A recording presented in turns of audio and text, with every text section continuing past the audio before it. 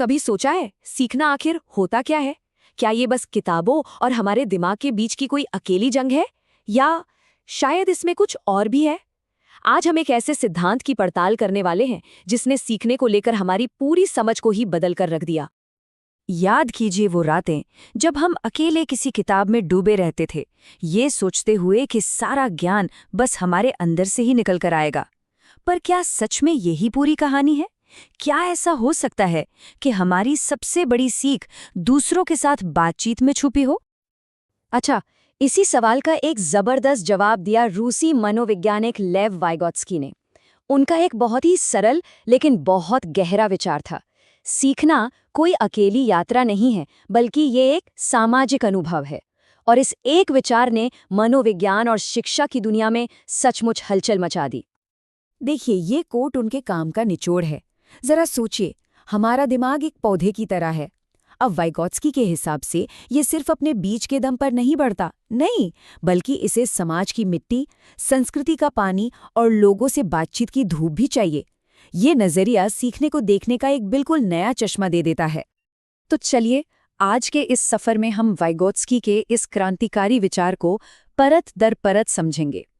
हम विकास के 3 स्तंभों को देखेंगे, सीखने के सबसे सही जोन की बात करेंगे, भाषा की भूमिका को जानेंगे और समझेंगे कि ये सब आज हमारे लिए क्यों इतना जरूरी है।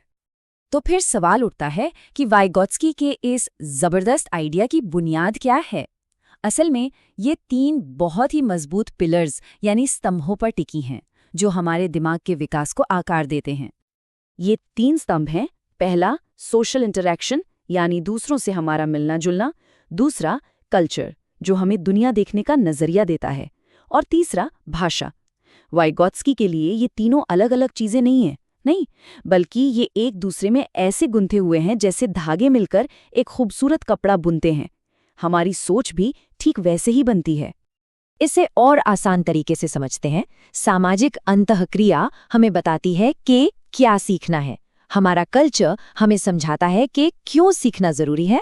और भाषा, अरे भाषा तो वो टूल है, वो औजार है जिससे हम इस ज्ञान को समझते हैं और इस्तेमाल करते हैं। ये सिर्फ बातचीत का जरिया नहीं, बल्कि हमारी सोच का पूरा ढांचा है।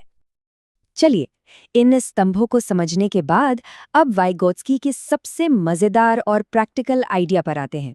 इसे कहते हैं जोन ऑफ प्रॉक्सिमल डेवलपमेंट या ZPD। सच कहूं तो यही वो जगह है जहां सीखने का असली जादू होता है। तो आखिर ये ZPD है क्या भला? चलिए एक उदाहरण से समझते हैं। सोचिए, एक बच्चा साइकिल चलाना सीख रहा है। वो अकेले पेडल नहीं मार पा रहा, लेकिन जैसे ही कोई पीछे से साइकिल को पकड़ता है, वो चलाने लगता है। बस ZPD वही स्वीट स्पॉट है, जो हम अकेले नहीं कर सकते और जो हम किसी की मदद से कर सकते हैं, उसके बीच का वो जादुई दायरा। ये डायग्राम इसे बिल्कुल साफ कर देता है। देखिए, जो अंदर का गोला है वो है जो हम पहले से जानते हैं, हमारा कंफर्ट जोन। सबसे बाहर वाला गोला वो है जो अभी हमारी पहुंच से बिल्कुल बाहर है। लेकिन इन दोनों के बीच का ये जो पीला एरिया है ना, यही है ZPD, संभावनाओं का जोन, जहां सही मदद मिलने पर हम एक लंबी छलांग लगा सकते हैं। तो सवाल ये है कि कोई सीखने वाला इस ZPD को पार कैसे करे, इसे अनलॉक कैसे किया जाए? अच्छा, इसके लिए वाइगोत्स्की ने 2 चाबियां दी हैं। पहली है मोर नॉलेजेबल अदर यानी MKO। अब ये कोई भी हो सकता है, टीचर, दोस्त, माता पिता, कोई भी जो हमसे उस विषय में थोड़ा ज्यादा जानता हो। और दूसरी चाबी है स्कैफोल्डिंग।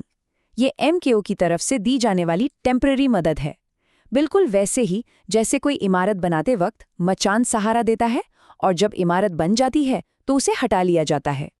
चलिए अब वाइगोत्स्की के एक और बहुत ही दिलचस्प विचार की ओर बढ़ते हैं, भाषा और सोच का रिश्ता। और पता है, इस मामले पर उनकी और एक और दिग्गज मनोवैज्ञानिक जीन पियाजे की सोच में जमीन आसमान का फर्क था। यहाँ पर साइकोलॉजी के 2 बड़े सूरमा आमने सामने हैं। पियाजे का मानना था कि पहले हमारे दिमाग में विचार आते हैं और फिर हम उन्हें जाहिर करने के लिए भाषा का इस्तेमाल करते हैं। लेकिन वाइगोत्स्की ने एक बिल्कुल उल्टी और क्रांतिकारी बात कही। उन्होंने कहा कि शुरू में सोच और भाषा अलग अलग चलते हैं, पर जैसे जैसे हम बड़े होते हैं, भाषा हमारी सोच को दिशा देना और उसे बनाना शुरू कर देती है। मतलब भाषा सिर्फ विचारों को बताती नहीं, बल्कि उन्हें बनाती भी है। अच्छा, आपने कभी छोटे बच्चों को खेलते हुए खुद से बातें करते हुए देखा है? पियाजे ने इसे अहंकारी भाषण कहा, मतलब जिसका कोई खास काम नहीं है। पर वाइगॉत्स्की ने इसे प्राइवेट स्पीच का नाम दिया और कहा कि ये बहुत बहुत जरूरी है। ये असल में बच्चों का खुद को निर्देश देने का, अपनी सोच को ऑर्गेनाइज करने का और मुश्किलों को सुलझाने का एक तरीका है। तो ठीक है, हमने वाइगोत्स्की की थ्योरी के अलग-अलग हिस्सों को तो समझ लिया। लेकिन अब बड़ा सवाल ये है कि इन सब बातों का हमारी रोजमर्रा की जिंदगी, हमारे काम करने के तरीके और हमारे सीखने पर क्या असर पड़ता है। देखिए, सबसे बड़ी बात यह है कि सीखना कोई अकेले में करने वाला काम नहीं है। ये एक सामाजिक डांस की तरह है जिसमें हम दूसरों के साथ कदम से कदम मिलाते हैं।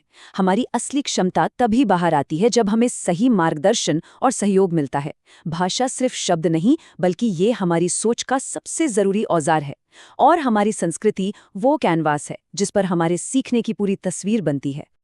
तो ये सारी बातें हमें एक बहुत बड़े सवाल पर लाके खड़ा कर देती हैं। अगर सीखना सच में एक सामाजिक प्रक्रिया है, तो क्या हमें अपने स्कूलों और सिखाने के तरीकों को पूरी तरह से बदलने की जरूरत नहीं है? इस सवाल पर जरूर सोचेगा।